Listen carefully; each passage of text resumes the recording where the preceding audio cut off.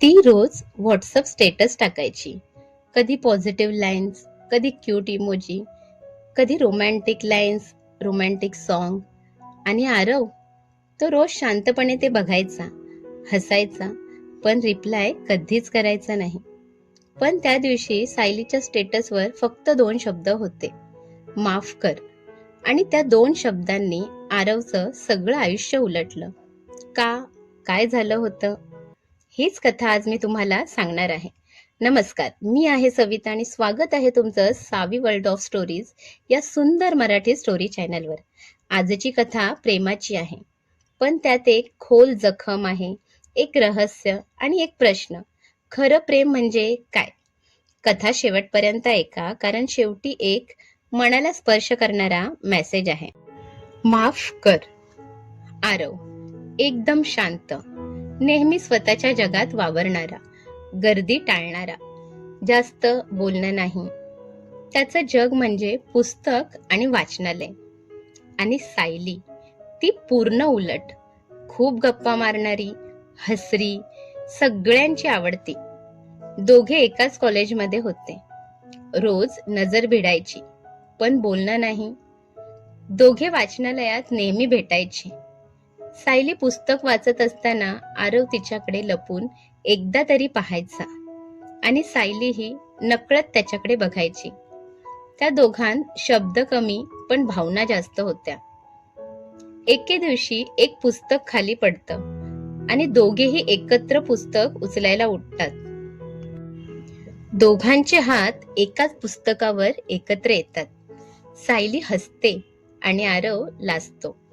शेवटी न राहवून सायलीच विचारते, तू एवढा का लाजतोस? आणि तुला बोलायला वगैरे येत नाही का? आरव गोंधळून म्हणाला, नाही नाही, मला बोलता येतं, पण कोणाशी फार बोलायला आवडत नाही. सायली हसली, काही हरकत नाही, मी बोलते ना. त्या दिवसापासून त्यांची ओळख सुरू झाली. अधूनमधून भेट, बोलणं, एकत्र येणं जाणं. हळूहळू दोघांमध्ये मैत्री झाली आणि मैत्री प्रेमात बदलली. तिच्या सहवासात आरवचं आयुष्य बदलत होतं. दोघेही एकमेकांच्या प्रेमात होते, पण कोणीही आपलं प्रेम व्यक्त करत नव्हतं. सायली रोज त्यासाठी व्हॉट्सअप स्टेटस टाकायची. कधी पॉझिटिव्ह लाईन्स, कधी क्यूट इमोजी, कधी रोमॅन्टिक लाईन्स, रोमॅन्टिक सॉन्ग. तो रोज शांतपणे ते बघायचा, हसायचा, पण रिप्लाय कधीच करायचा नाही.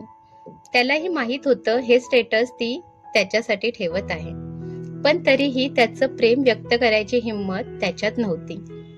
पण त्या दिवशी सायलीच्या स्टेटसवर फक्त 2 शब्द होते, माफ कर. आणि त्या 2 शब्दांनी आरवचं सगळं आयुष्य उलटलं. त्या दिवशी सायली कॉलेजला आलीच नाही. दुसऱ्या दिवशीही नाही. बरेच दिवस गेले तरीही सायली आली नाही. आरवने तिच्या मैत्रिणींना विचारलं, त्यांनाही काही माहीत नव्हतं. तो चिंतेत पडला. तो रोज तिचे स्टेटस चेक करायचा, पण ती आता काही स्टेटस ठेवत नव्हती. तिचा कॉलही लागत नव्हता. त्याला वाटलं काहीतरी गंभीर आहे. आरव थेट सायलीच्या घरी पोहोचला. दार सायलीची आई उघडते. डोळे लाल, चेहरा थकलेला. आरव घाबरलेल्या आवाजात विचारतो, सायली कुठे आहे? थोड्या शांततेनंतर आई म्हणाली, बाळा, सायली रुग्णालयात आहे. तिला एक गंभीर आजार झाला आहे. ती बऱ्याच दिवसांपासून लपवत होती. तो धावत रुग्णालयात पोहोचतो. आरव श्वास रोखून सायलीच्या खोलीत शिरतो. सायली खिडकीजवळ बसलेली, फिकी, कमकुवत, पण तिचं हसू अजूनही तसंच. त्याला पाहताच ती घाबरते आणि नजर खाली करते. तिला वाटतं कदाचित तो रागावला असेल. दोघांत काही क्षण शांतता. आरव पुढे येतो, तिच्या समोर बसतो. त्याच्या डोळ्यात राग नाही, नाराजीही नाही, फक्त काळजी, फक्त वेदना. आरवला एक क्षण श्वासही घेता येत नाही. तो हळू आवाजात विचारतो, सायली, तुला वाटतं मी तुझ्या आयुष्यात कुणीच नाही? तू मला इतकं का टाळलंस? तू मला इतकं कमी ओळखतेस का?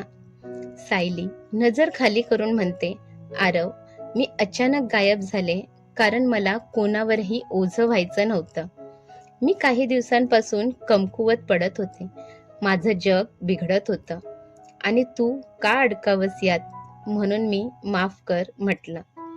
आरव तिचं बोलणं ऐकून भावूक होतो. तो तिचा हात हलक्याने आपल्या हातात घेतो. त्याचा आवाज खोल पण स्थिर.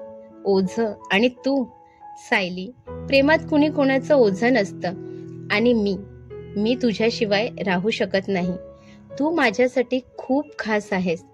तू हसलीस की माझं मन शांत होतं. तू नसल्यावर मीच हरवल्यासारखं होतो. सायली आश्चर्याने आरवकडे पाहते. आरव, तू असं का बोलतोस? आणि तेव्हा आरव पहिल्यांदा संपूर्ण सत्य बोलतो. सायली, माझं तुझ्यावर मनापासून प्रेम आहे. पहिल्या दिवसापासून होतं. फक्त सांगण्याची हिंमत नव्हती. आणि तू मात्र माझ्यापासून दूर जाऊन मला तोडून गेलीस. तुझी भीती, तुझं दुःख, तुझी लढाई मी सगळं वाटून घेईन. फक्त तू दूर जाऊ नकोस. सायलीचे डोळे पाणावतात. तिला पहिल्यांदाच जाणवतं की कोणीतरी तिला तिच्या कमकुवतपणात स्वीकारत आहे. ती थरथरत्या आवाजात म्हणते, आरव, मी तर विचारही केला नव्हता की तुला माझ्याबद्दल एवढं काही वाटत असेल. ती आरवचा हात घट्ट पकडते आणि डोळे मिटून हलक्या आवाजात म्हणते, माझंही तुझ्यावर खूप प्रेम आहे आरव. दोघे काही क्षण काहीच बोलत नाहीत. फक्त दोन मन एकमेकांत शांतपणे विसावलेली. त्या दिवसापासून आरव रोज तिच्या उपचारांमध्ये तिच्या सोबत असतो. तिच्या आवडीची गाणी, पुस्तक वाचून दाखवणं, तिच्यासोबत हळूहळू चालणं. तो तिला नेहमी नकारात्मक गोष्टींपासून लांब ठेवू लागला. तो तिच्यासोबत नेहमी सकारात्मक गोष्टीच बोलायचा. डॉक्टर सुद्धा म्हणाले, तुमच्या इमोशनल सपोर्टमुळे सायलीच्या प्रकृतीत खूप चांगली सुधारणा झाली आहे. सायली काही महिन्यातच पूर्ण बरी होते. रुग्णालयातून बाहेर पडताना सायली आरवकडे पाहते आणि म्हणते, आरव, तू खरंच मला सोडून गेला नाहीस. शेवटपर्यंत माझ्या सोबत राहिलास. आरव स्मित करत म्हणतो, खरं प्रेम म्हणजे फक्त सोबत राहणं नाही, तर एकमेकांची सोबत कधीही न सोडणं. जर ही कथा तुम्हाला आवडली असेल तर एक लाईक नक्की करा. तुमच्या प्रियजनांसोबत शेअर करा. तुमच्या आयुष्यात असं खरं प्रेम आहे का?